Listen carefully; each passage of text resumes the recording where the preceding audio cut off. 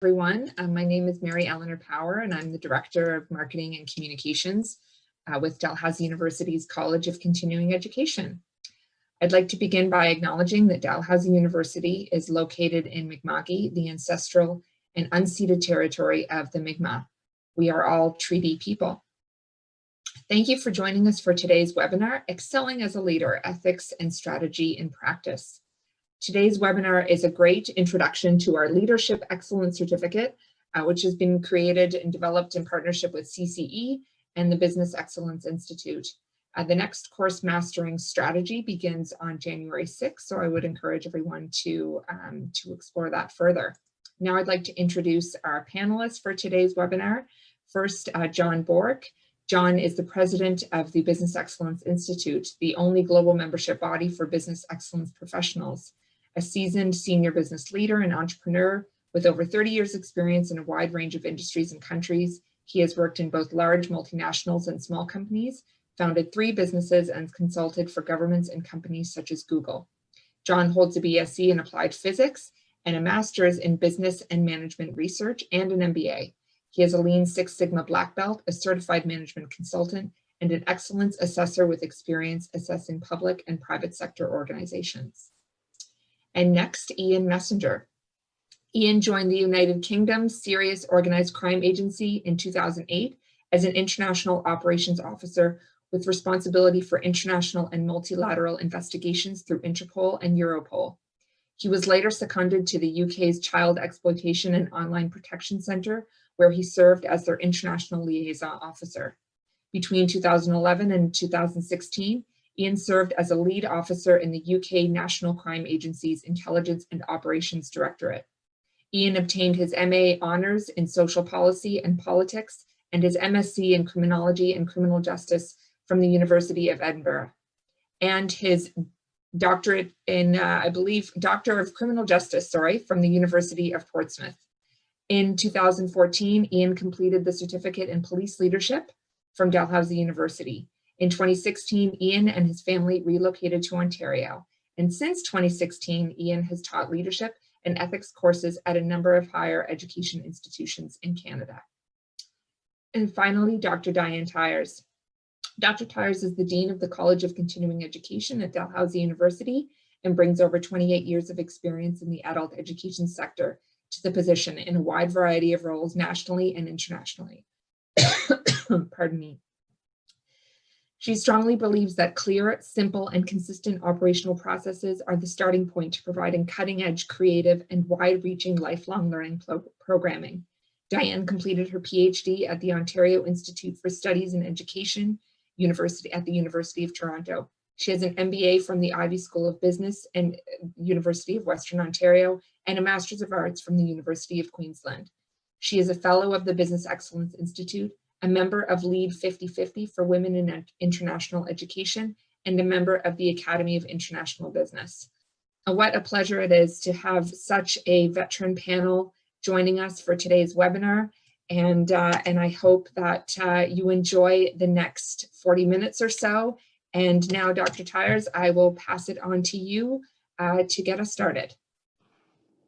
Okay, great. Thanks, Mary Eleanor. So we'll just quickly walk through what we're going to cover today. We will talk about the Certificate in Leadership Excellence and just the whole concept of excellence in leadership. And then we'll give you a taste of some of the hands-on activities from the courses. One is the Trolley Problem. You'll do that with Ian. And then John will walk us through course design and then a second activity, Who's a Great Leader. And then we'll open it up to question and answer about anything that we've talked about on the webinar. So I will jump in. If you could take it to the next slide there, Mary Eleanor. So the Certificate in Leadership Excellence is consists of 3 courses. Each one is 11 weeks long, and they're all fully online. And there's 1 course in leadership, 1 course in ethics, and 1 course in strategy. And if you could give me the next slide, Mary Eleanor, there's a reason that we put these 3 pieces together to create a Certificate in Leadership Excellence. These 3 pieces are what we need in order to function effectively as a leader in today's context. Because if you could get me to the next slide, Mary Eleanor. In today's context, it is extremely challenging to lead. because the environment that we're operating in and the environment that our organizations operate in is what we call VUCA, volatile, uncertain, complex, and ambiguous. So there's very, very little certainty in the environments that we're operating in. And so this lack of uncertainty, this complexity, the ambiguity, and just the volatility, the speed at which things can change, makes it very, very difficult for organizations to plot a course and kind of stay that course without having to pivot and make changes. And so in order to navigate and be successful in this environment, our organizations have become more and more complex. They have to be very dynamic and they have to be very adaptive.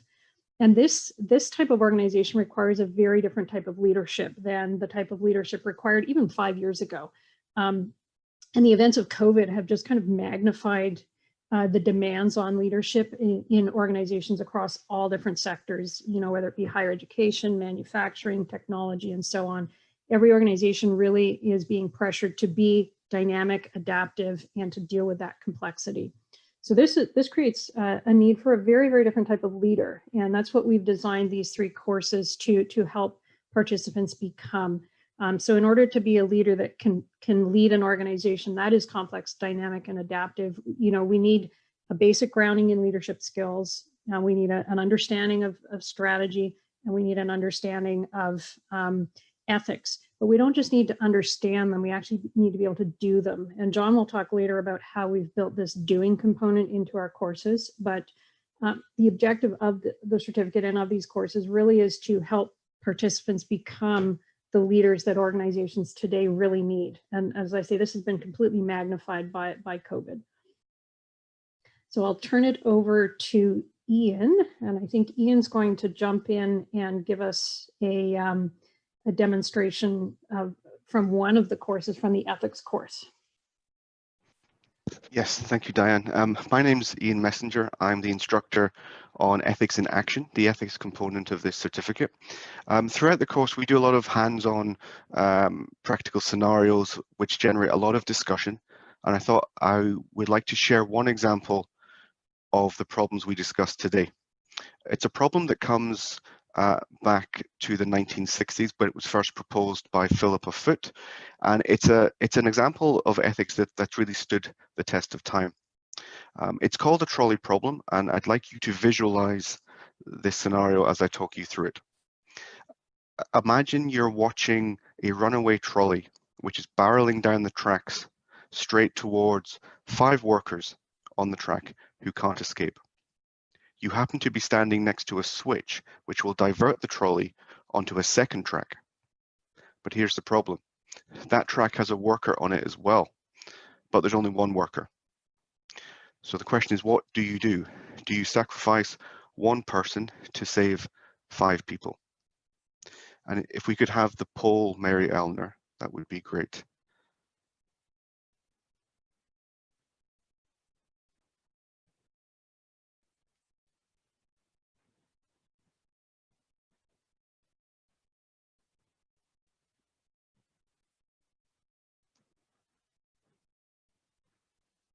Not sure. Can we see the poll on the screen?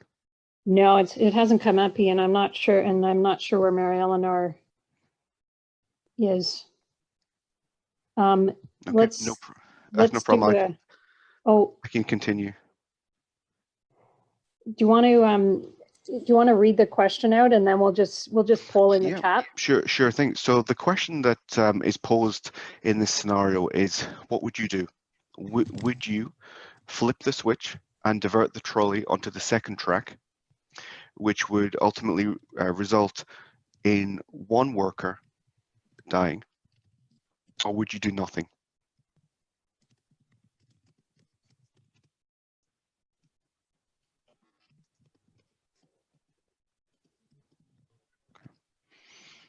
Right. In over 90% of in a survey which was conducted as a response to this particular problem, over 90% of respondents said it was okay to flip the switch. It was okay to let one worker die at the expense to save the 5 other individuals. And various other studies, including a virtual reality simulation of this exercise has also shown the same results.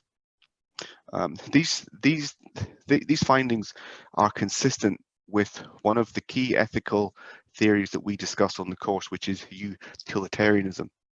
Utilitarianism argues basically that the morally correct decision is the one that maximizes well-being for the greatest number of people. In this particular scenario, the 5 lives outweigh the 1, even if achieving that outcome involves condemning someone to death. Of course, this is a hypothetical scenario. People don't always take this view, which is why if we modify the trolley problem just slightly, we really see a change. So imagine, rather than standing beside the track, standing beside a switch, you are standing on a bridge. And you're standing on a bridge which is over the track, and you can see this runaway trolley approaching. In this scenario, there is no second track. There's just one track. But there is an individual standing on the bridge next to you. If you push that individual off the bridge, his body will stop the trolley, saving the 5 individuals. But in the course of doing this, he will die. So to ask the same question, in this scenario, what would you do? Would you push the man off the bridge, or would you do nothing? Now I will launch the poll here. And apologies, we can go back to the poll. I was kicked out of Zoom and had to come back in. So my apologies, technical error there, but we'll launch the poll now.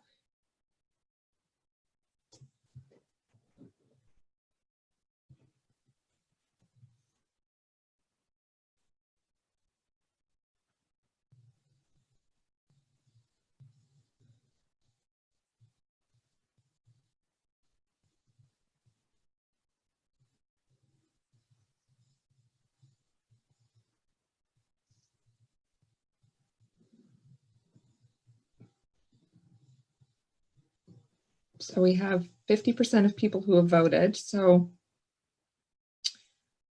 I just encourage the others to add in their responses.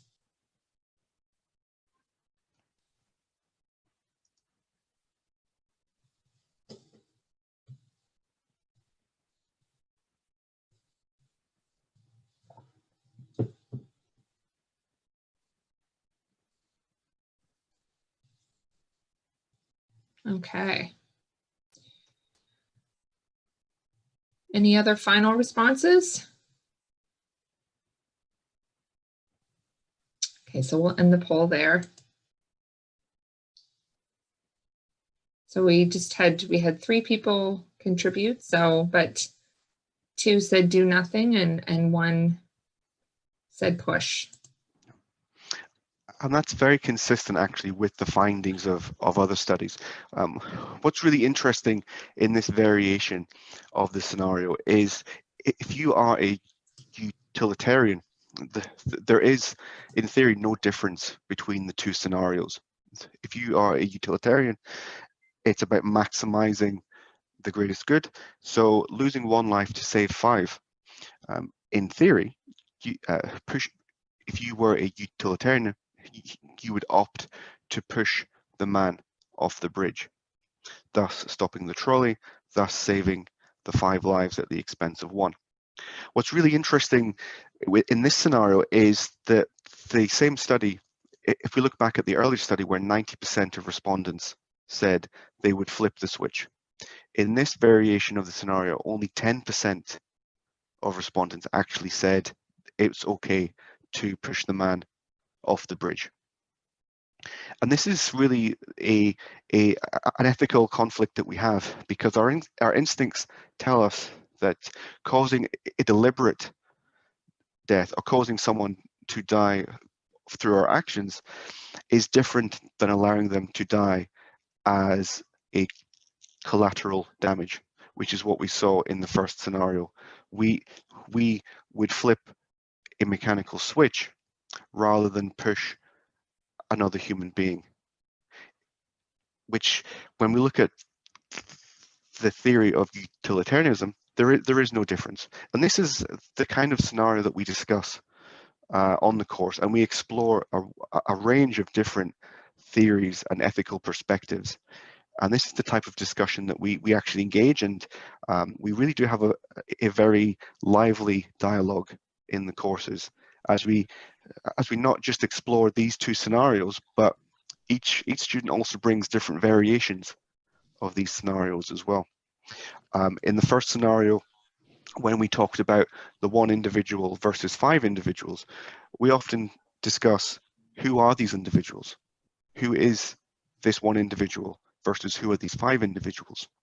Is the one individual a good person? Is the one individual a bad person? Does the one individual contribute more to society than the 5 on the track? Would potentially saving the one person actually deliver greater good than saving the higher number of individuals? These are all ethical questions, ethical considerations that we explore, and really we can contrast this with a wide range of other scenarios. It's certainly a very hands-on course, very interactive course, and as we see from this example, certainly a very visual course as well. Ian, I wonder if we can go back to the first, where you just touched on the first scenario, if we can go back to the first poll and have people contribute their thoughts to it, given that we missed that opportunity. So I wonder if I could just launch that, revisit that first question. No problem. Now, So what would you do? Would you switch the track or do nothing? So that was the first scenario.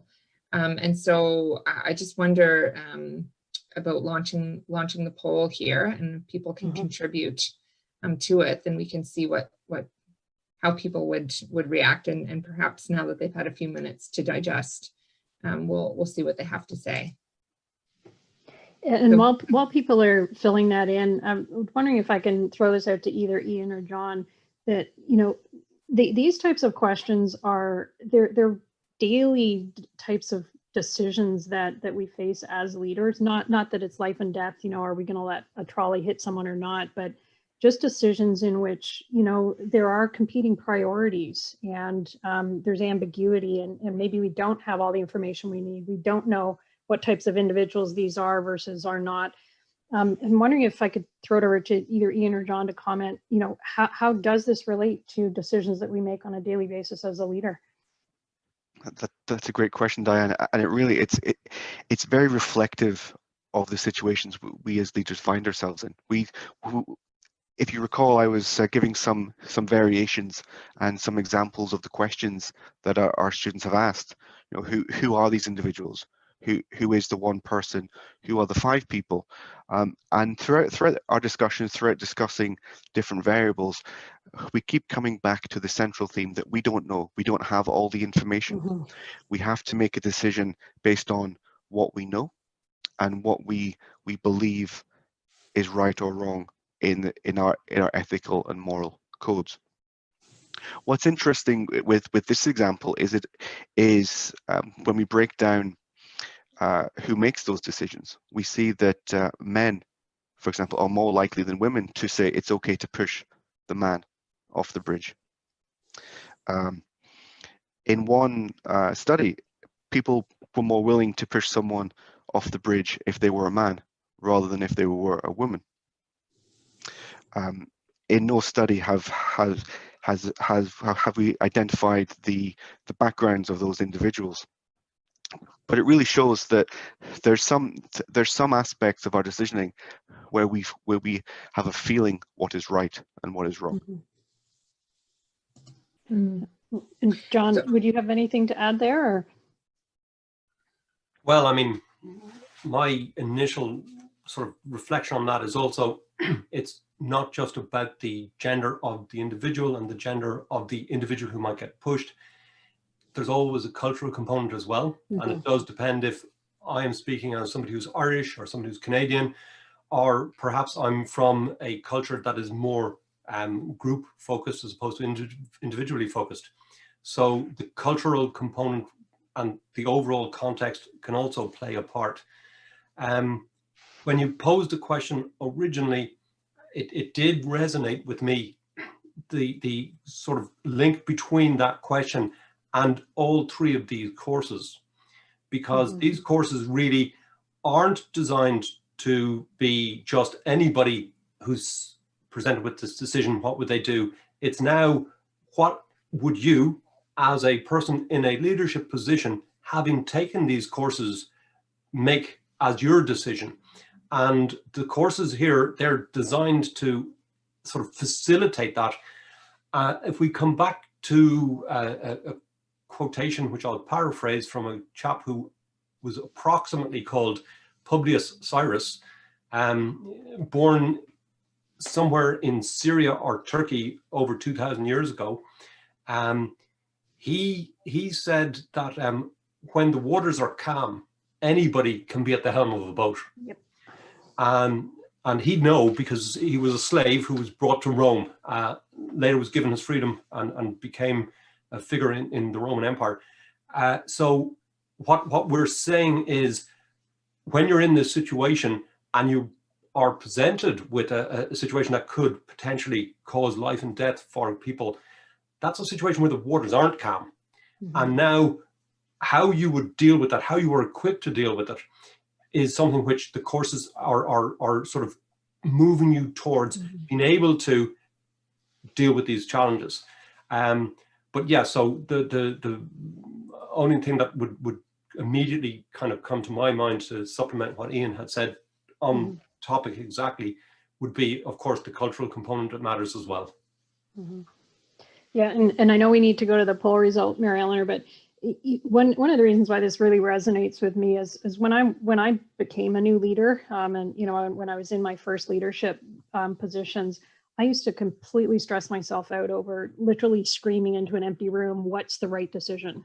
Because I didn't have the information I needed, and I had very ambiguous situations, and I was having to weigh a lot of values and things like that, and I was so stressed out, what's the right decision? And I actually came to the conclusion that there is no perfect right decision. You simply make the decision that you can at that moment in time based on everything in your toolbox, and then you make that decision as right as possible. So that was one of my big learnings as a new leader was, you make a decision based on what you know at that point in time and everything in your toolbox, and including your ethical considerations, and then you have to go with it. Because that you did the best you could at that point in time. Yeah. Mary Eleanor, did we get some votes cast in the first poll? Yes. So people, two people identified switching the track and one identified doing nothing. So I'm wondering if we could just take 2 minutes. If the person who said do nothing, if you wouldn't mind, or if whoever voted, if you wouldn't mind kind of just jumping in for a quick comment, why did you vote the way you did? I don't know if anybody wants to submit it in the chat here. If you want to add that in the chat, that would be great. Yeah, and possibly if you want to do it, you could do it privately just to Mary Eleanor, in case you don't want your name to be put forward to our group.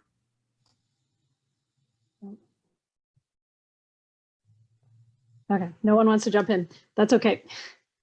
Okay, well, for the sake of time, we'll jump over to John, and he'll talk a little bit more about pieces that we built into the course design. Over to you there, John. Right, thanks, Diane. So I suppose the first thing to say really about the course design is that these courses have been designed to be demanding.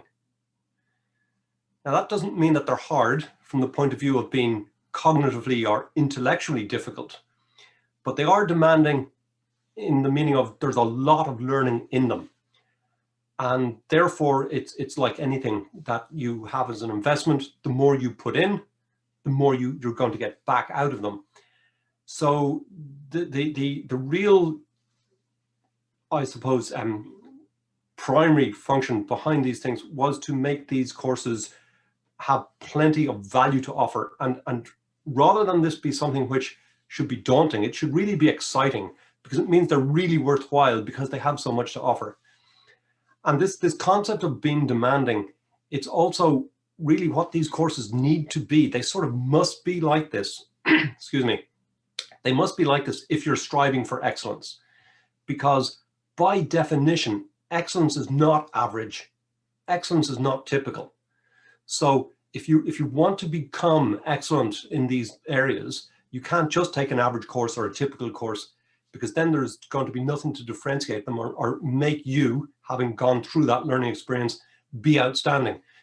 So to really move towards a position of being an excellent leader, the courses are demanding, and that means as somebody going into them, to get the most benefit out of them, you need to rise to that challenge and you know, ask of yourself more than what maybe another course might ask of you, and accept that challenge and benefit as much as you can from it. So to that end, the courses have been designed to enable those people really wishing to achieve excellence to make significant progress on the journey to doing so. And this means that they've been built to help people, as we can see on the slide here, learn not only about the topics, not only knowledge, not only about things, but also about how to apply that knowledge. So this means we don't, in the leadership course, just learn about leadership. We also learn about how to lead. And that concept is pretty important, because some of the knowledge is tacit knowledge. It's like swimming. You're never going to be able to learn how to swim by reading a textbook. So we learn about how to lead as well as about leadership. We learn about strategy, but we also learn how to be strategic and how to think strategically. And in the ethics course, which Ian has been discussing, we don't only learn about ethics, but we also learn how to navigate ethical dilemmas such as the one that was just presented. So, okay, I think maybe if we go to the next slide, please, Mary Eleanor. All of this learning about how to apply really means that we have to go beyond just reading information and setting ourselves some little exercises. We have to go into, to get that application, active learning. So experiential learning, which we've pulled out here on the right-hand side of the slide, experiential learning that harnesses the power of social learning, where we're all learning from each other, and problem-based learning, where we learn from trying to overcome challenges and problems that we are presented with in groups as part of teams, learning from each other. And the final part of this image here is contextual learning. And there's a lot of contextual learning in these courses as well, which is really important, because that helps bridge the gap between being something that I've read or something that I've been told and something that I can see how it applies to me, how it fits into my world at work, or indeed my world socially, how it fits into my context. So by contextualizing and by bringing these contextual learnings to the fore, it helps us understand the theory as it applies for us. And then this really has a massive impact on the transfer of that learning into practice. So as a result of this combination of experiential active learning, which means we're getting the tacit components of knowledge as well as the explicit, the social and problem-based learning, and the contextual learning, which helps us understand how to apply it in our domain, be that in the public sector or in a small startup. I would give an example perhaps of you know, being somebody fighting a forest fire, or somebody coming up with a new way to light fires because matches have gone out of fashion. So all of that learning and those learning methodologies have been brought into these courses. And as a result, there's a lot of instructor interaction and instructor facilitation. and Ian is the instructor for the Ethics and Action course, and he will be spending quite a lot of his time on a week-by-week basis for people on that course, interacting with them. These courses, they are not just, I'm going to sit down and read something, I'm going to write something and do some exercises. They are quite demanding because they really ask a lot of you in multiple dimensions. In the leadership course, for example, there's the explicit knowledge, the stuff we need to learn about the theory. There's some self-reflection where we need to learn about ourselves. But then there's also actually putting this into practice, where we have got to learn about how we will lead. And that requires us taking some of these learnings and actually living them during the course, and then closing the feedback loop, seeing how we could improve them and do better. So that's basically a little bit of an overview on the course design. Looking at the time, I think we still have a little bit of time if we go to the next slide, just to give a very simple example. So from the leadership course and the strategy courses, most of the active interactions and engagements, active learning, takes place over a longer period than we have time for now. Indeed, in one case, it takes place over 8 weeks. But in the very early stages of the leadership course, a very simple starting point to start people thinking about things is, we ask the question, who do you consider the greatest leader of all time to be? So maybe if a few of you would please just type into the chat here, just choose somebody quickly in 10 or 15 seconds who you think the greatest leader ever was.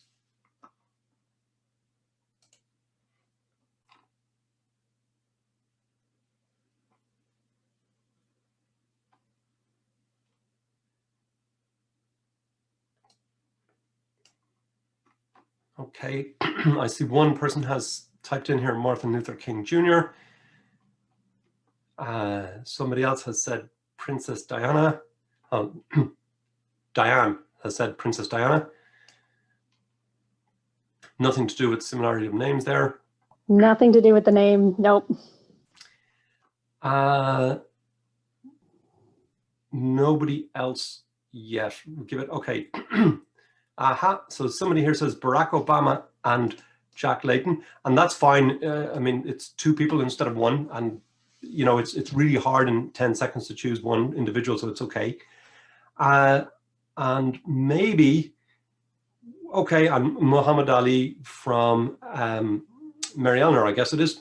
So if we could go to Julie, Julie, choose Barack or Jack, either one of them or both, but could you please just type in why you chose that person? What was it that made you decide that that person was the greatest leader of all time? Empathy and compassion. Okay, that's really good. And I'm going to ask Diane, who's able to speak, to maybe answer the question as well. And in parallel. Yeah, actually fairly similar to what Julie wrote too. Empathy, compassion, ability to relate to people, and just her honesty and vulnerability. She was never afraid to say, hey, here are my weaknesses as well as my strengths. Okay, and I suppose as will be soon reflected to you on Netflix with the latest season of The Crown. Okay, so I know Neil. He is a colleague, so I don't need to ask him. And maybe Mary Eleanor, if you would come out with your why for choosing Muhammad Ali. I think just such a tremendous influence, strong in his convictions, who transcended far beyond his kind of skills, athletic skills, and really kind of was part of and an important figure in kind of a larger social movement. So I mean, really kind of summarize my thoughts in terms of his leadership and his enduring impact. You know, that people, you know, continue and will continue to see him and understand his history and understand his life and learn from it. Okay, thank you. So typically, if you've got a larger group of people, you're going to get many different leaders and many different reasons. And most of the time, if you categorize the reasons why people choose these individuals as the greatest leader of all time, excuse me, you can either find that it's because of what that individual has achieved, and a little bit Mary Eleanor's response there about the enduring impact goes into that box. Not quite black and white, because the answer Mary Eleanor gave was long and had plenty of nuance. And things like empathy and compassion, that's a little bit more about how people lead as opposed to what they have achieved. And what you can start to get a feel for in most cases is, okay, 50%, 80% of people, and in this case, most of the people were more on how the individuals have led. I'm adding Neil into that box because we've had this discussion before and I know his thinking on it, as opposed to the what they've achieved. But with most groups, typically, it's quite heavily weighted towards the 70% of people who will select reasons for what the individual has achieved as opposed to how they have achieved it. So it's a very, very quick little thing that we would use at the start of the leadership course to start people thinking, because typically you need people to start following you as a leader before you've achieved anything. So you aren't going to get people following you because of what you've achieved, because that lies in the future. You need to get people really starting to follow you because of how you're leading. And from that little very quick exercise on, we expand out and keep going. Okay, so interestingly, I know there's a point here. Yes, it does also, definitions of success make a huge amount of difference as well. And I mean, that's something which, you know, is success down to money? Is it down to social impact? Obviously, it's up to each individual to define what success means for them.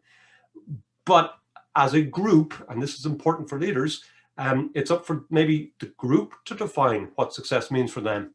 And if the leader has some idea of success that everybody else doesn't have, then this photograph here might find that there's nobody following the person in front on the left, which means that person's not a leader. They're just somebody going for a walk on their own because the other people are walking in a different direction. Okay, I think that's probably enough from me, Mary Eleanor, if we want to go and take questions. Absolutely. So if there are any questions, please feel free to include them in the chat. Any questions about anything that we covered today, or any questions specifically about the certificate itself. So we'll just pause here for a minute and feel free to include any questions in the chat. And while we're waiting for questions to come through, I just want to pick up on something John said about leadership and the how we lead part, because there really is a cultural element to that as well. And you know what Julie said about how we define success, different groups of people, including cultural groups, define success differently, and they place different emphases on the how of leadership. So it, you know, the cultural piece does add another challenge to leadership, because that how is defined differently by the different groups. Yeah, I mean, for leadership, Diane, there's a cultural component. There's another dimension you can segment it is based on race. There's a gender component, and particularly the domain of leadership, as is touched on in the course. It's predominantly been researched by white male, people like me. And as a consequence of which, there's a bias. There's a bias both in not just the individuals that we have seen throughout time as being those leaders who've been recognized and remembered, but also in the research about what leadership is and therefore how people should lead, it's been biased a lot, very heavily. US has been there, but Europe as well. So there's culture, there's gender, there's race, and leadership, it's a constructed thing. So it means something different for every individual. And therefore, the context is hugely important. So things like culture, it's vastly important. And really what we as individuals need to do if we want to become the best leaders we can be is to go out as broadly as we can and learn from as many different sources as we can and construct our own understanding of leadership and then lead accordingly. And if I just take 10 seconds to add to that, particularly important to remember the difference between leaders and leadership, because leadership is about relations, and without those followers, you can't be a leader. So the concept of shared leadership, distributed leadership, and even followership, which you can think of it being as something that's discrete, but it's also the other side of that coin. These are all really important to take into account if you want to be as informed in your leading as possible.